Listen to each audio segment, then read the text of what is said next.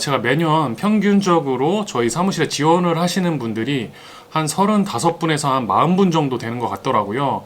현재까지 5, 60분 이상의 면접자들을 제가 면접을 진행을 하면서 나름대로 내린 저만의 좀 데이터를 공유를 드릴까 합니다. 물론 저희 사무실에서 면접을 볼 때 이러한 사항들만 체크를 하지는 않지만 기본적으로 이제 채용자 입장에서 혹은 구직자 입장에서는 이 정도는 좀 갖추셔야 되지 않을까 싶어서 제가 체크리스트처럼 표를 만들어 왔습니다. 왜 그런지는 모르겠지만 이렇게 뭐 사람인이든 잡코리아든 나름대로 그래도 본인의 알바가 아니라 직업을 구하려고 직장을 구하려고 하시는 분들께서 이력서나 뭐 사진이나 자기소개에서 굉장히 탈락이 되는 경우가 많은데, 채용자 입장에서는 당연히 사진 첨부를 안 한 구직자분들을 면접으로 이루어지기는 굉장히 힘들 것 같은데, 사진 첨부를 누락을 하시는 분들이 굉장히 많이 있고, 또 이력서나 자기소개서를 구직자분들이 그냥 어떤 타 업체, 타 회사에 지원했던 양식 그대로 복사 붙여넣기를 하는 경우가 굉장히 많은데, 본인 직업을 구함에 있어서 그렇게 좀 무성의하게 이력서나 자기소개를 하시는 분들을 채용자 입장에서는 당연히 면접까지 이루어질 가능성은 굉장히 적을 거라고 생각을 하기 때문에 이 부분 조금 신경을 쓰시면 좋을 것 같습니다. 다음으로는 제가 이제 태도, 신뢰, 성실 이런 좀 추상적이고 좀 딱딱한 단어들을, 문구들을 좀 적어놨는데, 부동산 중개업 같은 경우에는 특히나 매도자든 매수인이든 창업자든 고객님들을 만나서 응대를 하고 또 신뢰를 기반으로 계약을 체결을 해야 되다 보니까 저희가 면접을 볼 때 구직자분이 어떠한 태도를 갖고 저희 면접에 임하는지 말투나 인상이나 표정 같은 것들을 굉장히 좀 체크를 할 수밖에 없거든요. 면접에 좀 집중하지 못하고 좀 산만한 모습을 보이거나 말투가 고객님을 응대하기에 좀 신뢰감이 떨어진다거나 목소리에 좀 자신감이 없이 너무 의기소침이 있다거나 좀 어두운 느낌이 든다거나 이러면은 저 같은 경우에는 면접을 보면서 좀 채용하지 않는 편입니다. 어쨌든 면접을 보는 자리이기 때문에 구직자 입장에서는 당연히 조금 불편하고 어색하고 좀 긴장이 될 수 있는 자리이기는 한데, 그걸 제가 풀어주려고 굉장히 노력을 함에도 인상이라든가 표정이라든가 말투 같은 경우에는 단번에 고쳐지는 게 아니라 평소에 본인 모습이 좀 나오기 마련이잖아요. 그런 것들을 보면서 면접을 볼 때도 이런데 고객님을 만날 때에는 가정을 해봤을 때 조금 힘들겠다 싶으면은 채용하지 않는 쪽으로 마음이 좀 기우는 편입니다.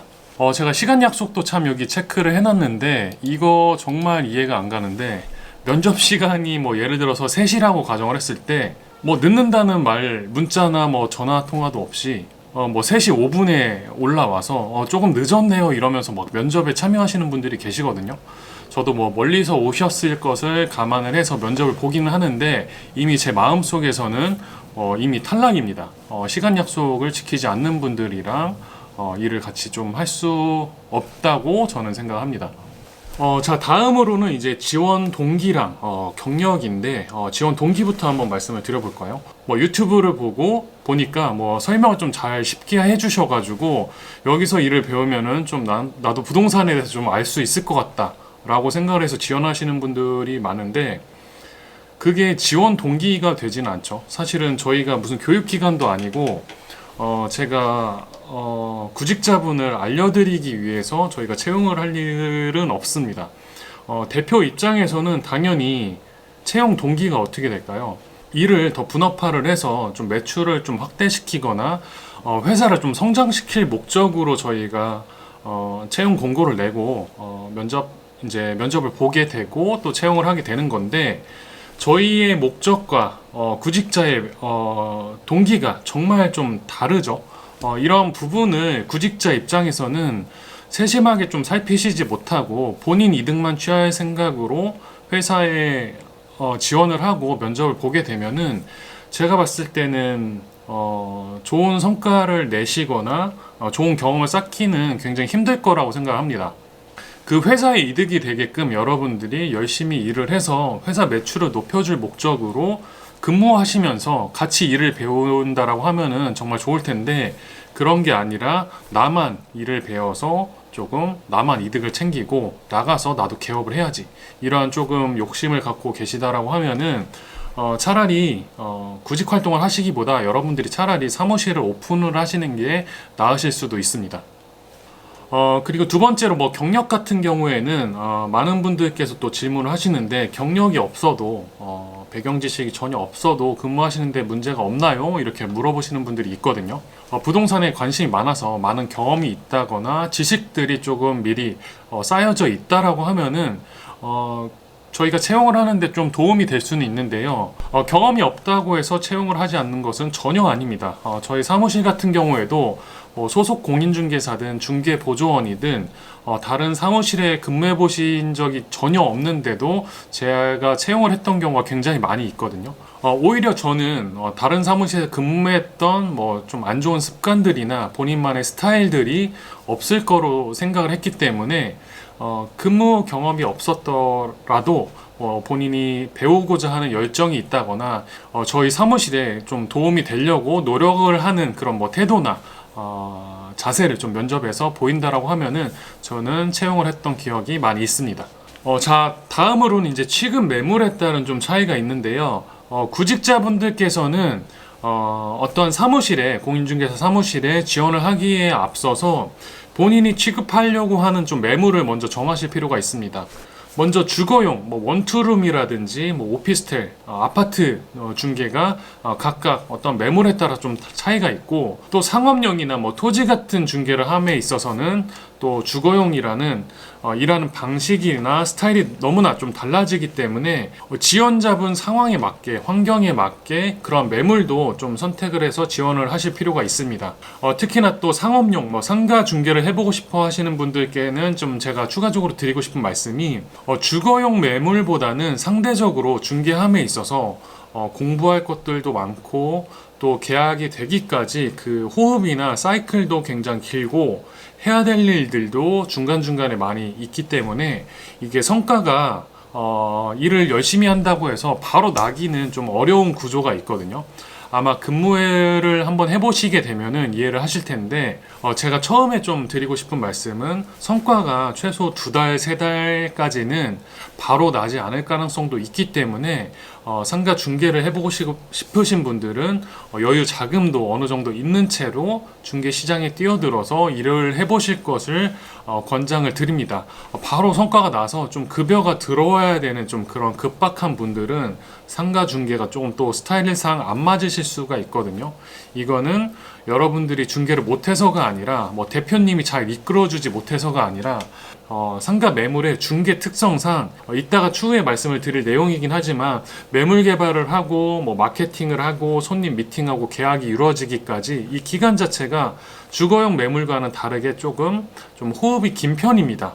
저 같은 경우에는 빨리 계약이 되면은 뭐 2주나 3주 만에 계약이 될 때도 있지만 정말 길게 오랫동안 갈 때에는 한두 달 훌쩍 흐를 때도 있거든요. 그렇기 때문에 초보자인 여러분들이 신규로 어느 사무실에 입사를 해서 이러한 일도 아직 익숙하지 않은데 성과를 바로 내기에는 좀 어려운 부분이 있어서 최소 2달에서 3달까지는 일을 잘 배워서 그 이후에 자리를 잡고 성과를 내야지 이런 마음을 먹으시는 것이 차라리 더 나을 것이라고 저는 생각합니다. 대신에 상업용 상가중개의 매력은 그러한 좀 공부할 것도 많고 체크해야 될 사항들도 많이 있지만 업무가 숙련이 되고 여러분들이 경험이 많이 쌓이게 되면은 이게 뭐 6개월, 1년 지난 시점에는 주거용 매물보다 상대적으로 더 전문적인 좀 포지션을 취하실 수도 있고 또 중개 보수도 임대만 놓고 보더라도 0.4% 저희는 0.9% 뭐 2배 이상 되기 때문에 그 부분도 메리트가 있기 때문에 그런 내용들 좀 참고를 하시면 좋을 것 같습니다. 다음으로 말씀드릴 내용 이제 개인 성과, 뭐 매출, 아까 뭐 프리랜서 계약과 관련해서도 제가 말씀을 드렸지만 적극적으로 임하셔야지 이게 성과가 이루어지는 일이다 보니까 여러분들이 그냥 사무실에서 어영부영 시간을 때우거나 뭐 재택근무를 하면서 조금 딴짓을 하시거나 이렇게 해서는 성과가 나기 굉장히 힘든 구조이기 때문에 본인이 정말 일을 배우려고 하는 그런 태도, 열정적으로 뭔가 일을 해서 성과를 내봐야 되겠다라는 그런 의지가 없게 되면은 대표님이 아무리 잘 알려주고 이끌어 주셔도 성과를 내기가 굉장히 힘들어집니다. 이게 매물 개발 단계에서부터 막혀버리면은 그 다음 단계인 뭐 마케팅도 하기가 힘들어지고 당연히 손님 미팅도 이루어질 일이 없고 계약이 뭐 얼렁뚱땅 이루어질 가능성은 아예 0%에 속하기 때문에 나는 매물 개발부터 뭐 마케팅, 손님 미팅까지 조금 열심히 한번 해봐야 되겠다. 그런 분들 본인의 성격이랑도 또 잘 맞는지 한번 생각을 해보시고 지원을 하시면 좋을 것 같습니다. 자, 마지막으로 이제 근무 환경이나 뭐 급여 체계인데요. 제가 여기에 이제 기본급 적어놨는데 대부분의 뭐 중개 사무소는 기본급이 없습니다. 뭐 굉장히 큰 뭐 빌딩을 중개하는 뭐 수도권의 중개 법인이 아닌 이상 기본급을 주면서까지 사실 중개업을 영위하기가 굉장히 좀 힘든 편이기 때문에 대부분 제가 말씀드린 대로 이렇게 성과에 따라서 비율로 나눠 갖는 비율제 체계로 운영을 하는 사무실이 굉장히 많은 것으로 알고 있습니다. 저희 사무실도 마찬가지고요. 이런 뭐 자세한 비율제 같은 경우에는 저희 면접을 보면서 협의를 하게 될 텐데 그거는 각각 사무실마다 특징이 있고 또 방식이 있기 때문에 제가 여기서 논하지는 않기로 하고요. 아까 뭐 말씀을 제가 드리기도 했지만 다시 한번 말씀드리고 싶은 내용은 구직자분들 뭐 일을 배워보고 싶어서 일을 잘 가르쳐 줄 것 같아서 그러한 지원 동기로 지원을 하실 것이 아니라 나는 이 사무실에 입사를 해서 사무실의 매출도 좀 내가 높이는데 한몫도 하고 그러면서 나도 많은 것을 좀 배워서 나가고 싶다, 성장을 해보고 싶다 이런 분들이 대표님의 마음에 들어서 채용이 될 가능성이 높아지니까요. 그런 부분들 명심하셔서 지원을 하시면 좋을 것 같습니다.